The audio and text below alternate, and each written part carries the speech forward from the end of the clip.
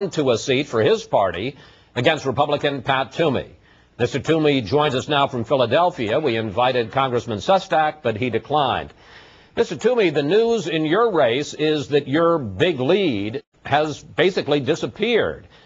You've been ahead for months. Back on Labor Day, the Real Clear Politics average of recent polls showed you up 8.5 points, 45% to 36.5.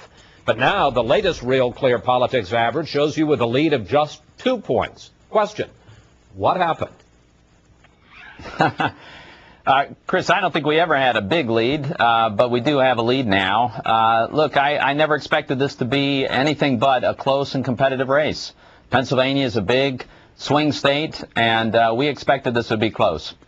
It's close now, but I feel great about where we are. We're going to finish strong, or we're going to win the race. Has the enthusiasm gap that we've seen for months between Republicans and Democrats, has that begun to disappear as we've gotten closer to Election Day? Are Democrats in your state and in other states coming home? I'm not sure about that. I think there's tremendous enthusiasm and energy on our side. I'm not so sure about on the other side. You know, the other side has spent a great deal of money. The Democratic Senate Campaign Committee has spent more money attacking me than any other candidate in the country.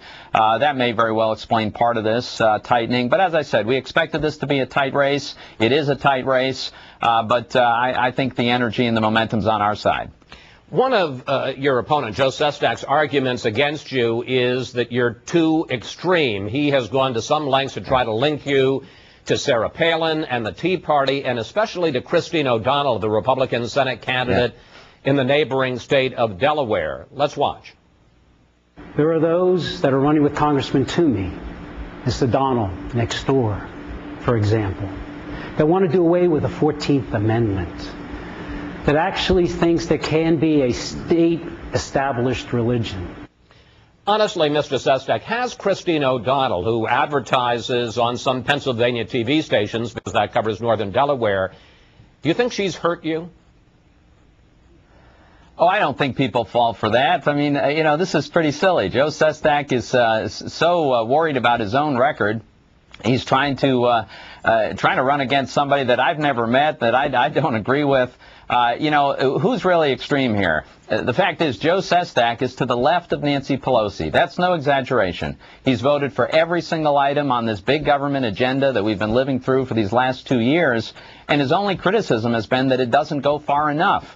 Joe Sestak's the guy who's outside of the mainstream of Pennsylvania. I'm just curious. I want to get into your record first and then to Joe Sestak's, but you say you disagree with Christine O'Donnell on what? I think that, you know, some of the accusations that Joe Sestak was attributing to her, which, you know, that I don't share those views. Any in particular? I think there was some reference to repealing one of the amendments and a question about the First Amendment. You know, this is nothing that I've ever spoken about or agreed with. Okay, let's talk about your record now. You ran the Club for Growth here in Washington for several years, which is very tough on taxes, and that has become an issue in this campaign. Joe Sestak has been running a clip of you from a few years ago. Let's watch. I would disagree with the idea that we want to have a corporate tax burden at all. It just doesn't make sense. I think the solution is to eliminate corporate taxes altogether.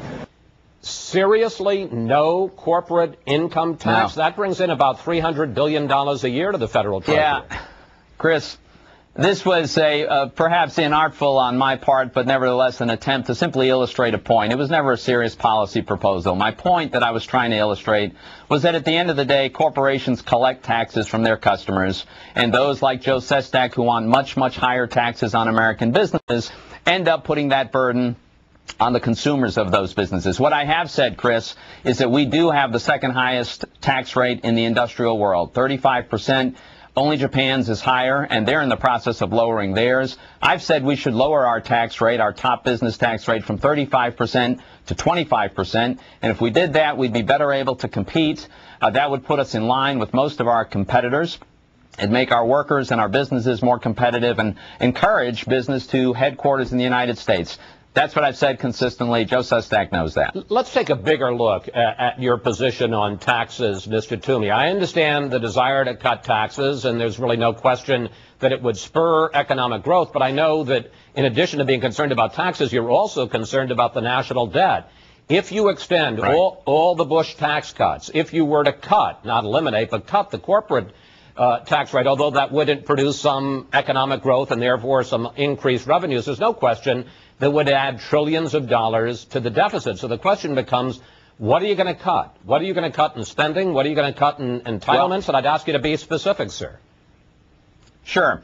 Well, first of all, it's not clear that that would add trillions to the deficit, because I really believe that if we expand the base of the economy, which we could do by selectively lowering some taxes, you have a broader base on which to apply the tax. You know, after 2003, we lowered taxes across the board, and by 2004, revenue to the federal government grew. In the 1980s, Ronald Reagan cut taxes dramatically, and by the end of the decade, revenue coming into the federal government had doubled. So I think it's incredibly important and we focus on maximizing economic growth. That's where we get the job creation that we need. That's where we get revenue for the government. You're right. The real problem is the spending side. I mean, look at what we've done. After almost 50 years in which federal spending averaged about 20% of GDP, Joe Sestak and Nancy Pelosi took federal spending 5%. You know, that's a 25% increase in the size of the government overnight. That's what we've got to rein in. I would end the bailouts. I disagreed with bailouts as a policy. I think we should rescind the unspent portion of the stimulus bill. I'd like to abolish earmarks, and I'll tell you what, Chris, that could be a big item. It's not just the cost of the individual earmarks, but it's also the fact that they've become a currency to buy votes for bloated appropriation bills. I think we should look at consolidating all kinds of programs in the government. You know, we've found 75 different programs between the Department of Education and the Department of State that all subsidize one form or another of overseas student travel and student education. And that's the kind of waste and duplication that we can rein in. That altogether, those items that I just listed add up to many billions of dollars, and that would start us back on the right path. I want to also ask you, Mr. Toomey, about entitlements, because you have talked, and I want to be clear here, about letting younger Americans, not those who are currently in Social Security, not those who are close to Social Security, but younger Americans use some of their payroll taxes to invest in private accounts. But what happens if we encounter another one of these financial meltdowns and millions of people lose their nest eggs? What would happen to them then? Well, first of all, let's be clear. You know, 60% of the entire budget is entitlement spending. It's the automatic big programs. And if we're ever going to get back on a viable fiscal path, we've got to figure out what we're going to do with those programs.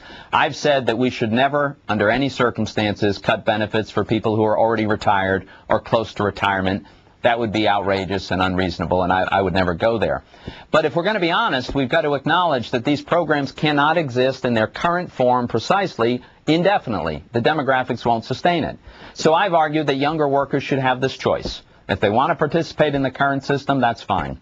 But if they want to participate in a reformed Social Security program where they can accumulate some savings, I would allow for that too. And I think that could be tremendous upside, both because it allows the government's financings to get squared away, but also giving workers ownership. Specifically to your point, the simple solution is that any such investment plan would be regulated.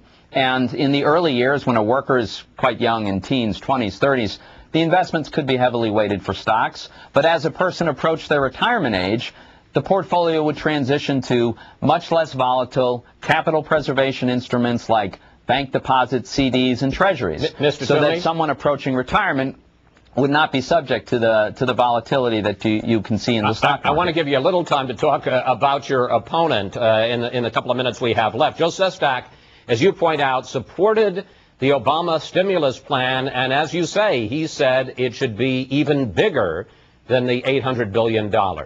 Your comment. Right. Well, this is consistent with Joe Sestak's extreme views. As I said, he's to the left of Nancy Pelosi on just about every item. He said the stimulus bill wasn't big enough, should have been $1 trillion. The health care bill he voted for, and in committee, He voted for a version of the bill that would have allowed states to ban all private health insurance altogether. He supported cap and trade, which would be devastating to Pennsylvania's economy, and he said it didn't go far enough. He's even advocated that Khalid Sheikh Mohammed, the admitted mastermind of 9/11, be given a civilian trial in Pennsylvania, which is a terrible idea. Joe is really a liberal's liberal. He's an ideologue who's off the charts to the left of the Democratic